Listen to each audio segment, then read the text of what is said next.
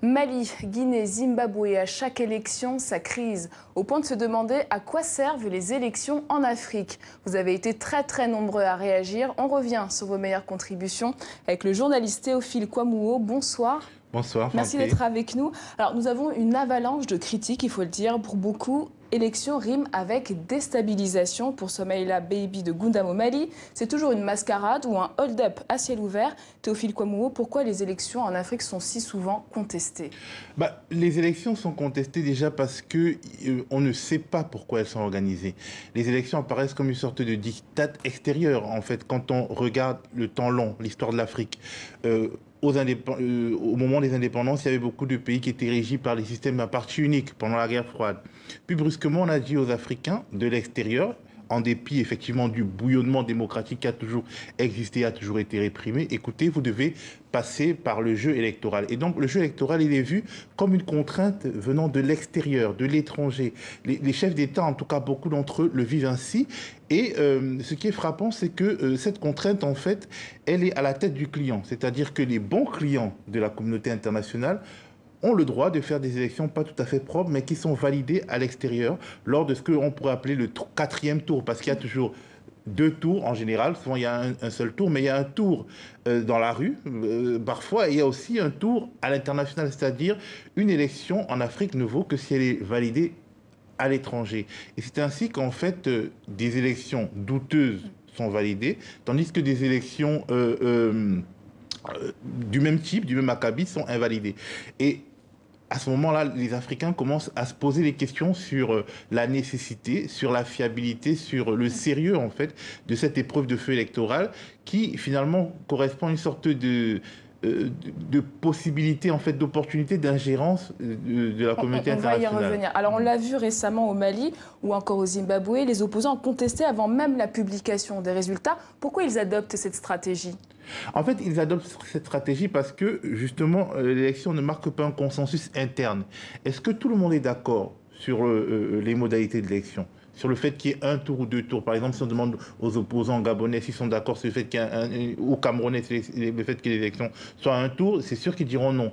Est-ce qu'ils sont d'accord? Est-ce qu'ils ont confiance aux institutions qui doivent l'organiser? Est-ce qu'ils sont informés tous autant sur les modalités pratiques de cette élection, sur la liste électorale? Est-ce qu'ils ont accès à tous les lieux de vote de la même manière? Est-ce qu'ils ont les mêmes moyens?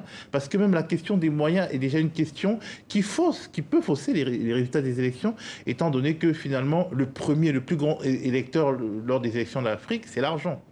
Alors, Amadou Diallo à Bamako est catégorique. Ça ne sert à rien les élections, sauf à battre des records d'abstention. Par exemple, au Mali, l'abstention est en hausse à chaque scrutin. Pourquoi les électeurs tournent le dos à ce temps fort politique? S'ils s'abstiennent, c'est parce qu'ils votent, justement, ils font la grève, la grève du vote. Ça signifie qu'ils ne croient pas que les élections peuvent changer leur vie. Sachant que le Mali est quand même un des pays qui a été les premiers à renverser les dictatures en 90-91. Le Mali était cité quand j'étais étudiant comme un exemple de démocratie avec le Bénin. Quand on voit que dans ce pays, les gens boudent les urnes, ça veut dire qu'en fait, la démocratie, en tout cas le multipartisme, les élections multipartistes n'ont pas tenu les promesses en fait qu'elles annonçaient. La promesse des fleurs n'est pas là, il n'y a pas de fruits, et les gens se détournent des urnes. Maintenant, il faut savoir pourquoi. Il faut aussi savoir, est-ce qu'ils ont l'impression de vivre mieux sous la démocratie électorale, sous ce qu'on pourrait m'appeler d'ailleurs une démocratie marchande, puisque les voix s'achètent, qu'à l'époque du parti unique. Est-ce que la démocratie électorale se justifie en soi? Est-ce qu'elle n'a pas besoin de se légitimer elle-même? Alors parfois ils se détournent, parfois ils en profitent. Ivo Blimi à Abidjan précise sur un ton humoristique, l'élection est la seule période où la population peut profiter des politiciens. Vous êtes d'accord avec ça, Théophile Kouamouo? On peut dire que les élections est le seul moment où les politiciens sont forcés de restituer à la population un peu de l'argent qu'ils lui ont pris. Et ça me permet d'avancer une hypothèse. Est-ce que la diversification des élections n'a pas aussi, quelque part, créé une forme d'augmentation des rapines politiques? Parce que d'une certaine manière, vu que c'est l'argent qui nous permet de parcourir le pays, d'acheter des électeurs, c'est celui qui aura le plus amassé quand il était au pouvoir ou quand il a participé au pouvoir et qui s'en sera distancié le plus tôt possible pour les opposants ou qui aura su le conserver de manière la plus cohérente pour ceux qui sont déjà au pouvoir. C'est eux-là qui gagnent. Alors, est-ce que finalement, ce n'est pas une sorte de marché de dupes parce que les populations ont vraiment l'impression des fois qu'elles se voient restituer quelque chose, mais en fait, c'est une infime partie de ce qui leur a été pris. Parce que finalement, les marchés de gré à gré, les rétrocommissions, les surfacturations, tout cela aussi et fait partie du jeu électoral, vu que la question du financement de la vie politique, elle est très peu traitée, vu aussi qu'il y a peu une limitation claire des dépenses politiques et que les élections deviennent des sortes de foires indécentes où les gens ont des hélicoptères, des sacs de riz qu'ils distribuent. En fait, effectivement, les élections deviennent une sorte d'occasion de redistribuer les fruits du vol. Alors, il y a tout de même des exceptions. Alphonse Marie au Sénégal estime que les élections ont permis l'alternance. Qu'est-ce qui fait qu'après les indépendances, certains pays ont réussi le pari démocratique, en tout cas dans la bonne tenue des élections? En fait, je pense que l'histoire nous montre que là où en fait il y a une alternance électorale, c'est là où les anciens dictateurs, ou en tout cas les anciens tenants des régimes à parti unique, ont accepté le jeu des élections, soit en acceptant leur défaite, comme Abdou Diouf au Sénégal en 2000, soit en ne se représentant pas, comme Jerry Rawlings au Ghana, soit en laissant le jeu de ce qu'on appelait les conférences nationales se faire, comme Mathieu Kérékou au Bénin. En général, c'est souvent ça. C'est souvent l'intelligence, en fait, finalement, l'intelligence locale, l'intelligence de ceux qui étaient déjà au pouvoir, qui a permis de déboucher le jeu politique. Mais quand on regarde un quart de siècle après, ces pays où le jeu politique a été débouché n'en comptent pas moins des citoyens qui sont totalement désillusionnés par le jeu électoral. Parce qu'effectivement, il y a des alternances au Sénégal. Mais quelle est la qualité de ces alternances? Quelle est la transparence politique? Est-ce que le fait de voter vous permet d'empêcher vos dirigeants de piquer dans la caisse, de mal redistribuer la richesse publique? Est-ce que vous avez la capacité de savoir comment l'argent public est dépensé? Est-ce que vous avez les moyens d'avoir l'information qui vous permet de voter en connaissance de cause? Dans ces pays où il y a des alternances, ce n'est pas sûr. Alors, il y a une autre critique. Beaucoup ont dénoncé l'ingérence. Pour Blaise Kouassi à Abidjan, les élections sont guidées depuis l'extérieur et ne servent qu'à diviser les Africains. Alors, les ex-puissances coloniales sont souvent impliquées dans les processus électoraux. Comment cela s'explique plus de 50 ans après les indépendances? Justement parce qu'en fait, vu que le jeu électoral, la démocratie multipartite a été une sorte d'injonction extérieure et que ce qui fonde la crédibilité d'une élection, c'est ce qu'en disent les observateurs, finalement, c'est la boîte de Pandore de l'ingérence. En fait, il suffit, à l'occasion des élections, d'être assez critique pour tenter de renverser un pouvoir. Et le fait que la personne qui en parle soit en Côte d'Ivoire en dit long, vu que en 2010, il y a eu une sorte de consensus international pour dire qu'Alassane Ouattara avait gagné les élections en dépit en fait des institutions locales. Et en 2015, il y a une sorte de consensus international aussi pour ne pas envoyer des électeurs, des observateurs étrangers, permettre à Alassane Ouattara de se faire élire. Et en 2020, l'Union européenne, par exemple, qui était très critique, qui était très complaisante en 2015, devient tout à coup très critique. Et le fait même qu'elle ouvre la bouche, pousse Alassane Ouattara à dire qu'il va réformer la commission électorale. On voit bien que même les ouvertures politiques sont dictées de l'extérieur.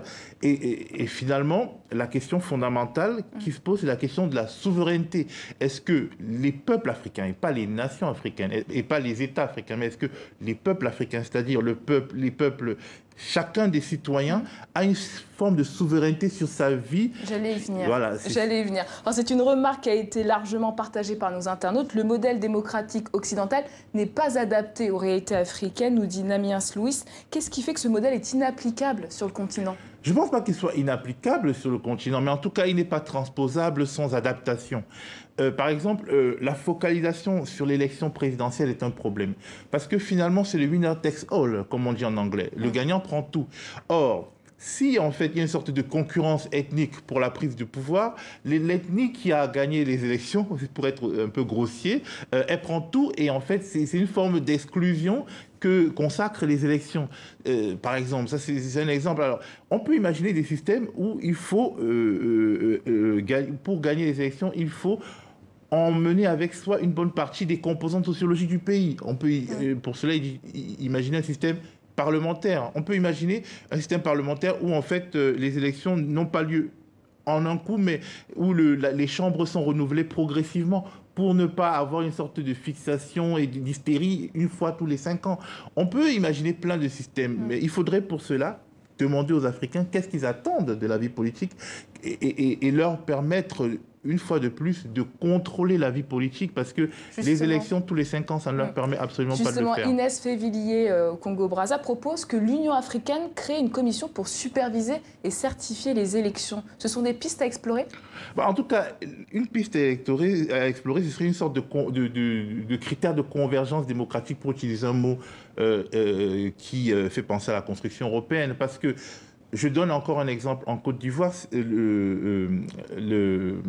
la Cour en fait, de justice de l'Union africaine a donné un arrêt qui indiquait que la commission électorale indépendante de Côte d'Ivoire n'était pas indépendante et n'offrait pas des garanties politiques pour l'opposition. Et en fait, c'est une forme de jurisprudence en fait, que cette Cour de justice panafricaine a créée.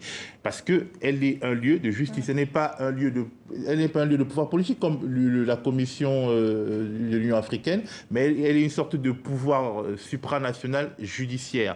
Effectivement, on peut imaginer, on peut se dire, bon, écoutez, les pays africains doivent organiser des élections avec un certain nombre de critères, voici les critères de transparence, pour que, quelque part, il y ait un regard extérieur, mais un regard extérieur non impérialiste, en fait. C'est en tout cas une solution à explorer. Merci beaucoup, Théophile Kouamouo, pour votre analyse. Merci.